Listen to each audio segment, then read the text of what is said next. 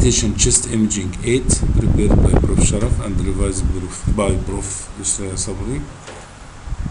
This will deal with ICU patients imaging.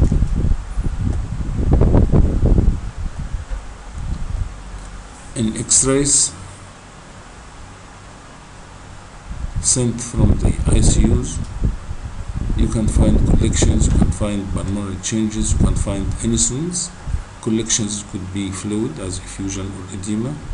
Air could be in the subcutaneous tissue, pneumothorax, pneumodiastynum, pneumopericardium, or even pneumoperitoneum. Pulmonary changes include atelectasis, consolidation, and pulmonary embolism.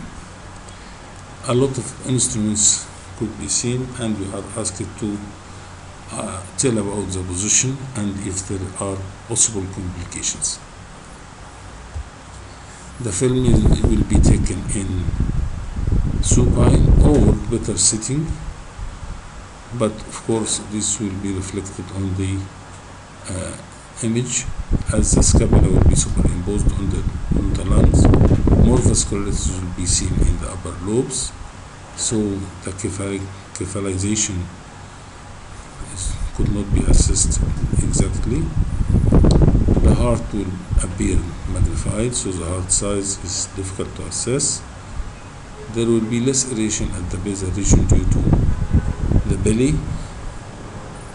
So we have, and thus differentiation of basal pulmonary processes is difficult. Example, heart is enlarged, wide intestinal, deaerated basal regions, vessels are hardly seen. This is a difference between normal exposed on the right and supine film on the left. In this film you can find superior vena cava castor, you can find left subclavian vein castor, you can find endotracheal tube, you can find nasogastric tube, you can find an inferior vena cava castor,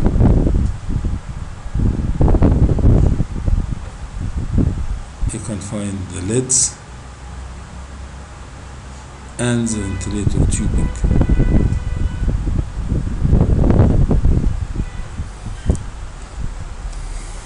These are some of the instruments used in the ICU.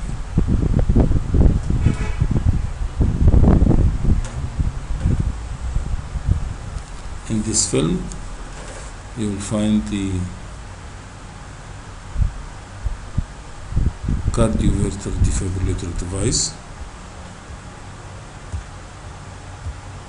In this film, you will find left pneumothorax following central venous castor trial to insert.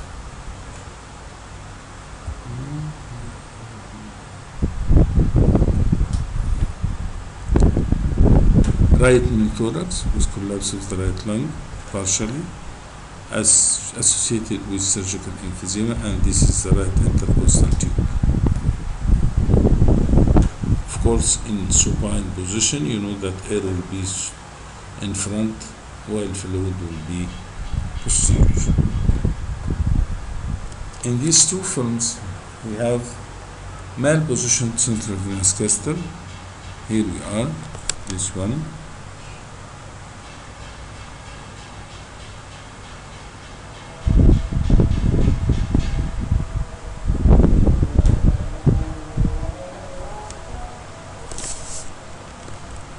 One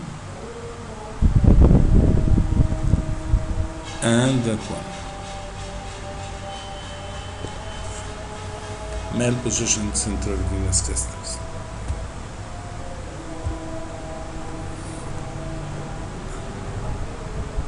The endotracheal tube is seen at a lower position. It should be at least 2 centimeters from the carina, and the carina is opposite D5 but may be projected opposite D6, and it should be in the middle of the trachea. You will not accept an endotracheal tube going to one side. It should be in the center. What is the effect of such endotracheal tube passing into the right main bronchus? You will find the left side deaerated partially and the right side, especially upper lobe, hyperinflated.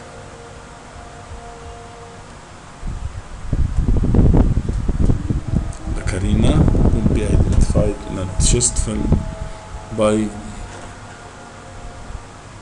intersecting the vertical axis with the align 45 degrees passing into the middle of the aortic note.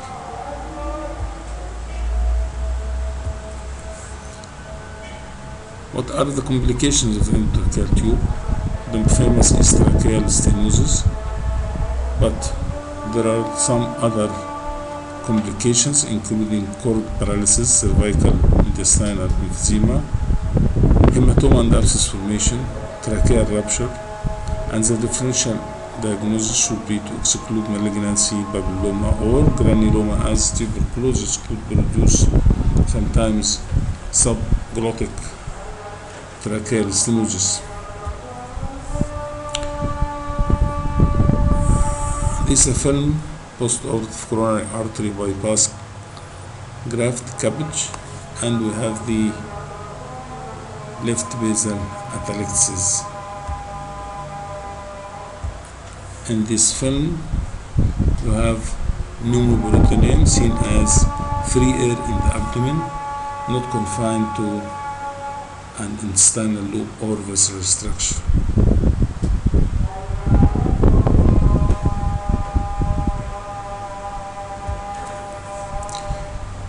This film is showing haziness and ill definition of the right costophrenic angle and the right diaphragm, and this is pneumonia, which could be a cause for emergency treatment, and you will find sometimes films sent from ICU due to pneumonia. The same with emphysema. Emphysema could produce maybe an emergency, and you will be confronted with a chest X-ray showing bilateral hypertrophic obstructive emphysema with cystic changes. For this one is, of course, typical appearance of pulmonary edema, and this can occur in acute myocardial infarction, and you can get it here as a butterfly edema, sparing APCs and sparing the costophrenic angles, and decreased as you are going to the periphery. And as you see, sometimes pulmonary edema can show air bronchogram because it is a sort of consolidation.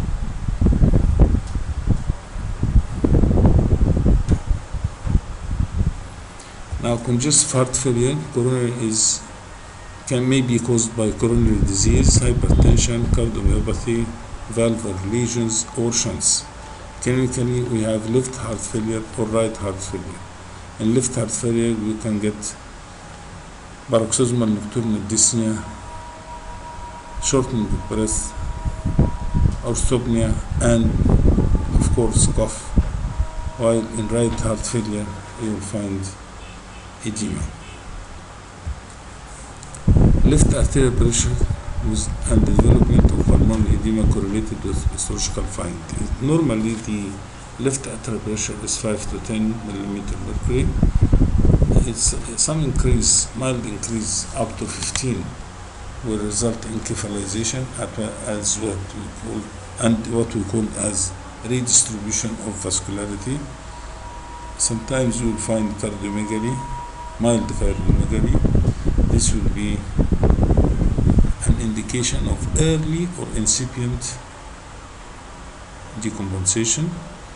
Between 15 and 20 millimeter mercury, you will find development of careless B lines on the periphery as perpendicular small lines on the costal surface of the pleura.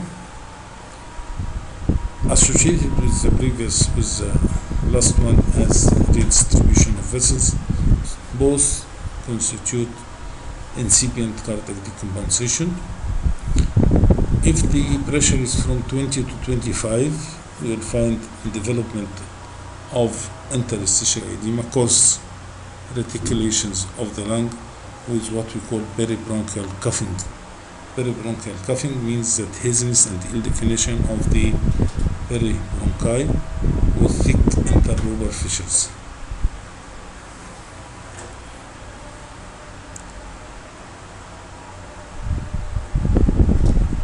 If more than 25 millimeter mercury, frank development of pulmonary alveolar edema and pleural effusion, and the clearance of the previous findings. So the careless lines, the redistribution, and the interstitial edema and peribronchial coughing will all disappear. Vascularity will be extending into both lung fields, upper, middle, and lower zones, so it will be due to congestion and not redistribution, will be prominent, and at the same time you will find the butterfly or bat swing edema according to the condition. Here is careless B lines, as you want to see. They constitute small interstitial interlobular septa located at the basal regions.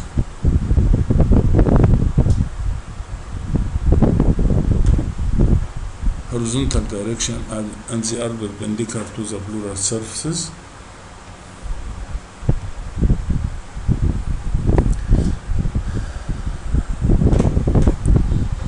These are called careless B lines, while A lines are central near to the bronchoarterial bundles near to the hilum and runs obliquely down, middle, and lower as sun rays.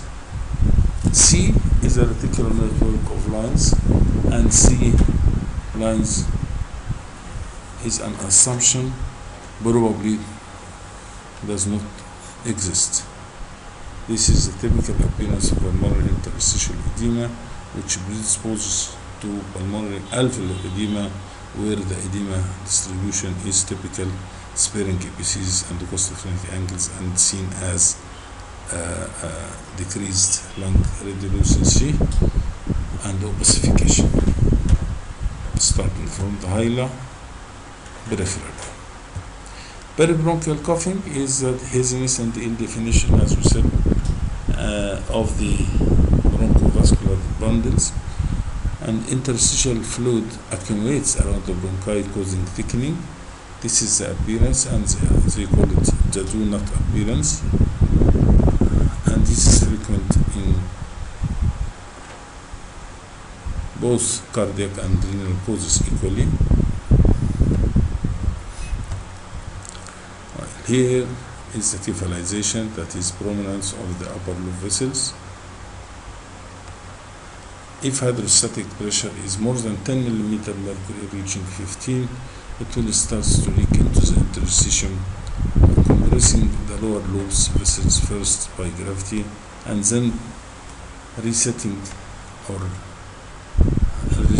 the upper lobe vessels, which were resting before that means they are recruited to carry more blood. So due to hydrostatic pressure, it compresses the lower lobe vessels. The lower lobe vessels are compressed due to fluid leaking in the interstitium. Upper lobe vessels are called for, are recruited, and they were resting before, so they are reset to work to carry more blood. Upper lobe vessels increase in size relative to the lower lobes. This is called cephalization. Congestion heart failure, you may find the heart size more than 50%, large hilar due to with indistinct margin, prominence of the superior pulmonary veins, vessels, cephalization of flow, pleural effusion, careless lines, alveolar pulmonary edema, peribronchial coughing. These are collective, but if you put it in sequence, the careless lines, peribronchial coughing, and cephalization are the earliest three signs, while the large hilar with indistinct margin and the pleural effusions, alveolar edema, are late signs of congestive heart failure. Alveolar edema in the outer third of lung frequently spurred, batwing edema or butterfly distribution, either or. Lower lung zones are more affected than the upper lung zones. Generally, it clears in 3 days with treatment. Resolution usually begins peripherally, moves centrally. It may be due to cardiac, it may be due to neurogenic, it may be due to increased capillary permeability. The batwing edema is more with renal causes.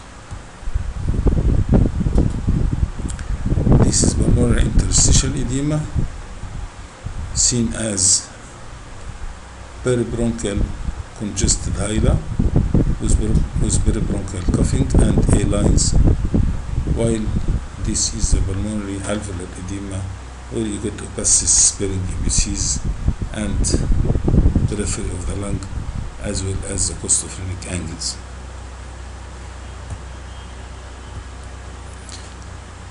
Here we have large globular heart with clear, rather congested lungs. Lungs are congested minimally, but they are clear. There is no interstitial edema as seen as peribronchial coughing or careless lines, and there is no alveolar edema, and there is no signs of congestion. The lungs appear clear. Large globular heart or flask-shaped heart is usually with pericardial effusion, and echo study will soon show it. Thank you.